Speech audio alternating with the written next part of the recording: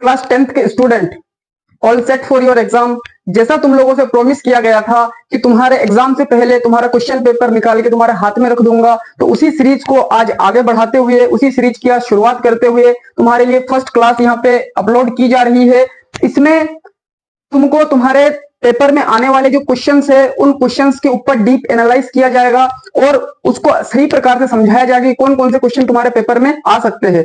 तुमको इतनी जानकारी जरूर होगी, जो भी बच्चे चाहे ऑनलाइन पढ़ रहे हो, ऑफलाइन पढ़ रहे हो, किसी भी कोचिंग इंस्टीट्यूट से पढ़ रहे हो, तुमको ये बेसिक नॉलेज इतना तो पता है कि 10वीं बोर्ड के स्टूडेंट्स के लिए जो क्वेश्चन आंसर है वो question answer important role play करता है तुम्हारे सिलेबस के अंदर। अभी जो इंपॉर्टेंट रोल प्ले कर रहा है ये तुम्हारे परसेंटेज को कहीं ना कहीं बूस्ट करेगा। तो इस परसेंटेज को कहीं ना कहीं बूस्ट करवाने के लिए तुम्हारे लिए ये क्लास लेके आए हैं, जिस क्लास में लगभग तुमको सारे क्वेश्चंस ऐसे पढ़ाए जाएंगे और बताए जाएंगे जो हूबहू तुम्हारे पेपर से मैच करेंगे। मैं ये बात इसलिए बोल रहा हूं क्योंकि कुछ दिनों की रिसर्च करने के बाद और सिलेबस को डीपली समझने के बाद तुम्हारे सामने कुछ क्वेश्चन आंसर्स की सीरीज यहाँ पे तैयार की गई है, जो कि मेरे द्वारा किया गया है, और इसी में से लगभग लगभग क्वेश्चंस तुम्हारे पेपर में आने वाले हैं, हूबहू छपने वाले हैं। तो ये क्वेश्चंस की अगर हम बात करते हैं तो सबसे पहले हम बात करेंगे तुम्हारे लिए जो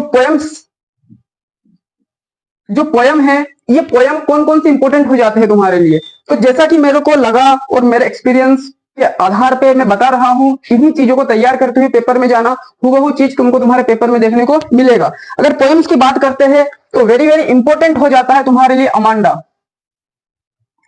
ये जो अमांडा पोयम है, ये अमांडा पोयम या तो तुमको क्वेश्चन आंसर्स के रूप में तुमको देखने को मिलेगा या इसका स्टेंजा फॉर्म तुमको तुम्हारे पेपर में देखने को मिलेगा। क्वेश्चन आंसर और अमांडा, क्वेश्चन आंसर के रूप में अमांडा और इसका स्टेंजा फॉर्म भी तुमको तुम्हारे पेपर में देखने को मिल सकता है। स्टेंजा फॉर्म की अगर बात करें तो इसमें बेसिकली 2 क्वेश्चंस पूछे जाएंगे तुमसे, जो कि उसी स्टेंजा के अंदर से रहेगा, तो वो स्टेंजा को थोड़ा एक्सप्लेन करके तुमको लिखना पड़ेगा उन 2 क्वेश्चंस के आंसर। और एक पूछा जाता है तुमसे राइम स्कीम। तो राइम स्कीम और स्टेंजा, ये सारा जो पोर्शन रहेगा वो अमांडा पोयम से आने की लगभग लगभग पूरी संभावना है। तो इस पोयम को सही प्रकार से देख के जाना है आप लोगों को। और अगर बात करते हैं अमांडा के अलावा और एक पोयम आता है the wall poem. The wall poem, the wall poem में जैसा कि वो जो लड़का होता है, जिस लड़के की गेंद खो जाती है कहीं पे जाके और उस गेंद के साथ उसकी जितनी मेमोरीज है वो सारी की सारी मेमोरीज जुड़ी हुई रहती है, तो वो किस प्रकार से अपनी पुरानी गेंद की यादों को नहीं छोड़ पाता है, वो चीज इस पोएम के अंदर एक्सप्लेन किया गया है। तो इससे एक क्वेश्चन इस प्रकार से बन सकता है कि वो जो बॉल था और वो जो बॉय था, ये बॉल और बॉय के बीच के अंदर, इस बॉय और बॉल के अंदर, तो ये जो बॉल और ये जो बॉय था, इस बॉय और बॉल के अंदर किस प्रकार का बॉन्ड था और किस प्रकार से ये लड़के की यादें इस गेंद के साथ जुड़ी हुई थी और वो उसका कोई नया गेंद भी उसको क्यों रिप्लेस नहीं कर पा रहा था। इससे रिलेटेड जो भी क्वेश्चन बन रहे हैं ये कंफर्म तुमको तुम्हारे पेपर के अंदर देखने को मिलेगा। और एक अमांडा, ये 2 पोयम तुमको तुम्हारे पेपर के अंदर देखने को इजीली मिलेगा। उसकी बात अगर हम बात करते हैं द ट्रीज, आसान सा एक पोयम है। इसके ऊपर इसके जो क्वेश्चन आंसर है, इन क्वेश्चन आंसर को तुमको देख के जाना है। और इस पार्ट का जो थीम आइडिया है, इस पोयम का जो थीम आइडिया है, इस थीम आइडिया को भी तुमको तुम्हारे घर से या कोचिंग से कहीं से भी बढ़िया प्रकार से इसको रिवाइज करके जाना है। इस पोयम का भी क्वेश्चन आंसर तुमको तुम्हारे पेपर में देखने को इजीली मिलेगा। उसके बाद और एक पोयम रह जाता है हमारे पास, और वो पोयम रह जाता है तुम्हारे पास how to tell wild animal. How to tell wild animal, ये वाला पोयम वेरी वेरी इंपॉर्टेंट है। इसमें से भी तुमको तुम्हारा क्वेश्चन देखने को मिलेगा तुम्हारे पेपर के अंदर। तो मैंने बेसिकली कितने पोयम बताए, एक तो अमांडा हो गया, एक तो how to tell wild animal हो गया, एक द ट्री हो गया और एक वॉल पोयम। टोटल मैंने कितने पोयम बताए हैं, 4 पोयम बताए हैं। और पोयम के अंदर से ही तुम्हारे क्या बनने वाले हैं, स्टेंजा बनने वाले हैं। तो इन 4 पोयमों के क्वेश्चन आंसर देख के जाने हैं और इसके स्टेंजा देख के जाना है। पूरा का पूरा जो पोयम सेशन, मतलब पोयम सेक्शन का जो भी क्वेश्चन आंसर या जो भी स्टेंजा आएगा वो इसी के अंदर से हूबहू निकल के तुम्हारे पेपर में छपने वाला है। जो 4 पोयम मैंने बताया वेरी वेरी इंपॉर्टेंट। एक पोयम तुम देख के जा सकते हो, एक पोयम तुम्हारे सामने आ जाता है fire and ice. Fire and ice उतना इंपॉर्टेंट नहीं है, फिर भी देख के अगर समय मिले तो देख के जाना। लेकिन बेसिकली तुमको तुम्हारे इस 4 पोयम पे क्या करना है, सबसे ज्यादा फोकस करना है। और सबसे ज्यादा इंपॉर्टेंट अमांडा, इसको तो देख के जाना है। और बॉल पोयम, ये 2 पोयम अगर तुम देख के जाओगे तो इसमें से बेस्ट मतलब डेफिनेटली तुमको तुम्हारे क्वेश्चन इसके अंदर देखने को मिलेंगे।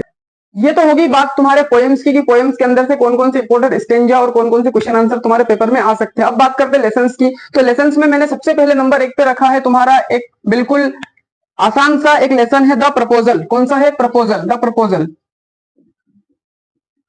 ये जो लेसन है, इस लेसन के अंदर से क्वेश्चन बिल्कुल डेफिनेटली छपने वाला है, मतलब छपने वाला है। इसको नोट करके रख लेना बिल्कुल, द प्रपोजल। और इस प्रपोजल में से भी तुमको किस टाइप का वो क्वेश्चन पूछेगा ये भी बता देता हूं मैं। इसमें से तुमको पूछेगा वो राइट अ कैरेक्टर स्केच,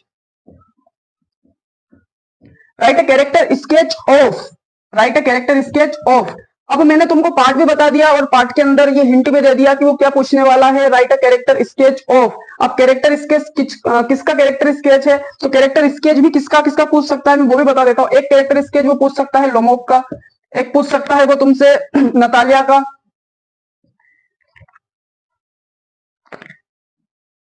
और एक कैरेक्टर पूछेगा वो तुमसे चुबुकोव का। ये 3 कैरेक्टर स्केच है। इन 3 कैरेक्टर स्केच में से कोई एक कैरेक्टर स्केच, मतलब इनके कैरेक्टर के बारे में थोड़ा एक्सप्लेन करना पड़ेगा। डेफिनेटली तुम्हारे पेपर में छपने वाला है ये वाला क्वेश्चन। ये क्वेश्चन को तुमको तुम्हारे कहीं से भी मिले, पासबुक में से, नोट्स में से, ऑनलाइन कहीं से भी कुछ भी मिले, इसका एक्सप्लेनेशन देख के जाना, तो क्वेश्चन आंसर देख के जाना। 100% तुम्हारे पेपर में छपने वाला क्वेश्चन है, फुल गारंटी के साथ लिख के ले जाना। अब उसके बाद बात करते हैं एक और एक बिल्कुल आसान सा स्टोरी है। वो स्टोरी है अपने प्यारे लेंचो की।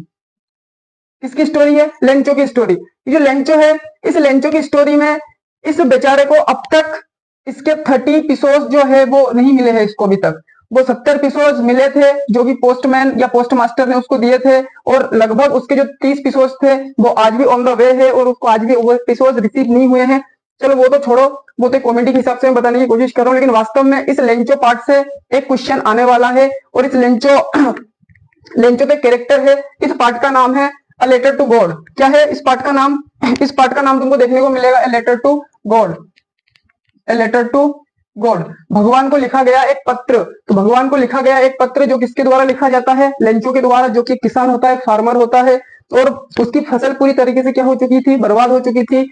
ओले पड़े थे उसके खेत में, जिस वजह से वो भूखे मरने की स्थिति में आ चुका था। अब क्या होता है, वो भगवान को एक लेटर लिखता है जिसमें कि वो 100 पिसोस की रिक्वेस्ट करता है भगवान से कि उसको 100 पिसोस मिले, जिससे कि वो पूरे साल भर उसका क्या कर सके? सर्वाइव कर सके। लेकिन वो क्या करता है, इस लेटर को पोस्टमैन के वहां पे जाके पोस्ट करके आता है। पोस्टमैन या पोस्ट मास्टर जो होता है वो उस लेटर को पढ़ता है, उसका हेड जो होता है उस लेटर को पढ़ता है।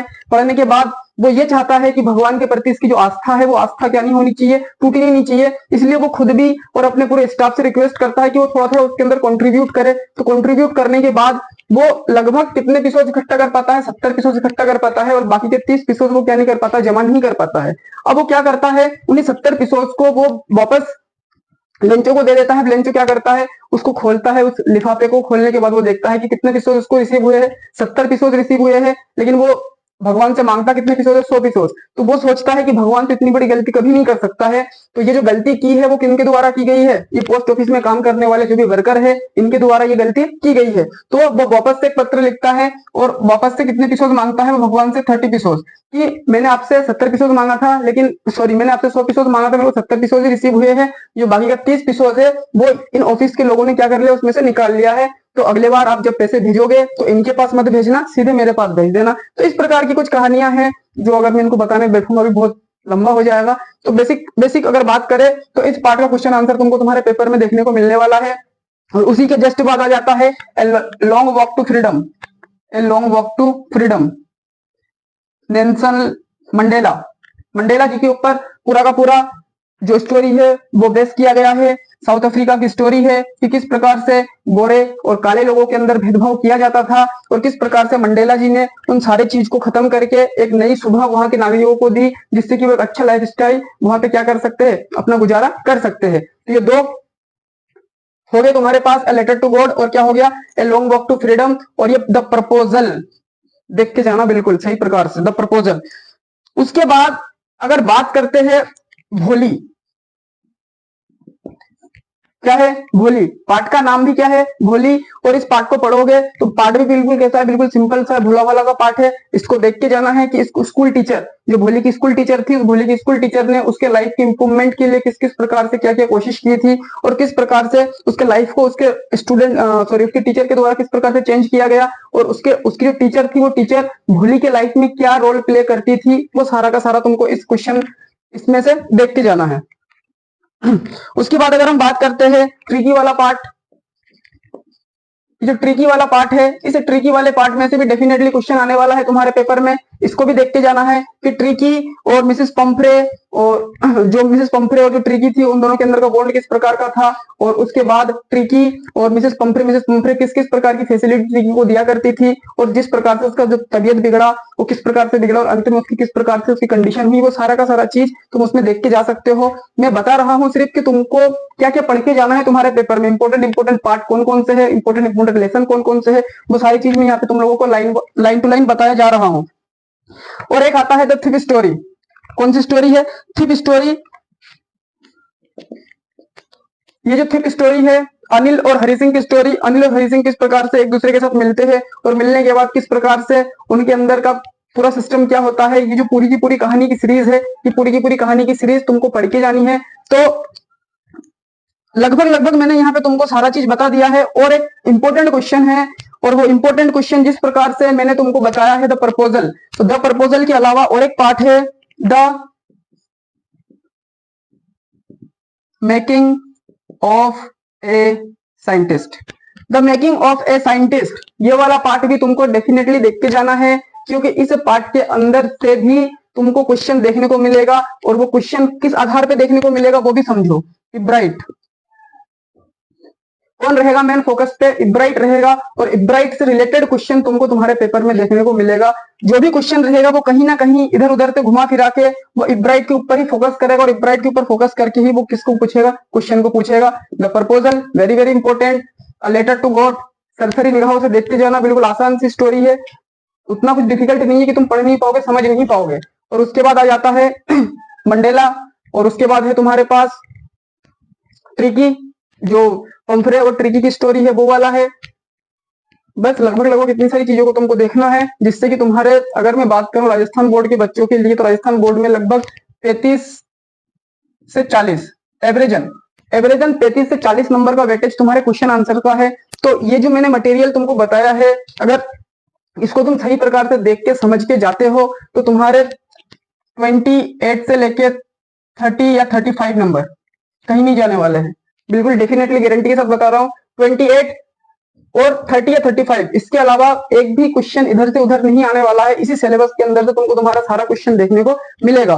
तो ये जो भी मैंने तुमको पढ़ाया है, या जो भी तुमको मैंने समझाया है, पढ़ाया, जो भी कुछ बताया है, इसको पढ़ के समझ के सही प्रकार से जाना है। और ये तो थी तुम्हारी फर्स्ट क्लास। इसके बाद जो दूसरी क्लास आएगी उसमें तुम्हारा पूरा राइटिंग पोर्शन बताया जाएगा, कि राइटिंग पोर्शन के अंदर लेटर कैसे लिखा जाए, ईमेल कैसे लिखा जाए, शॉर्ट पैराग्राफ को कैसे तैयार किया जाए, कि कम से कम बढ़िया नंबर उसमें तुम क्या कर सको, अचीव कर सको, और तुम्हारे परसेंटेज को भी क्या कर सको, सही प्रकार से बना सको। तो आज के लिए इतना ही काफी है, मिलते हैं अगले वीडियो में। तब तक के लिए अपनी तैयारी करते रहे और फुल कंसंट्रेट होकर अपनी पढ़ाई करते रहे, क्योंकि तुम्हारे एग्जाम के लिए बस कुछ ही दिन तुम्हारे पास शेष बचे हुए हैं। तो उसका सही प्रकार से एनालाइज, यूटिलाइज करते हुए अपने समय का सदुपयोग करें। Thank you for watching.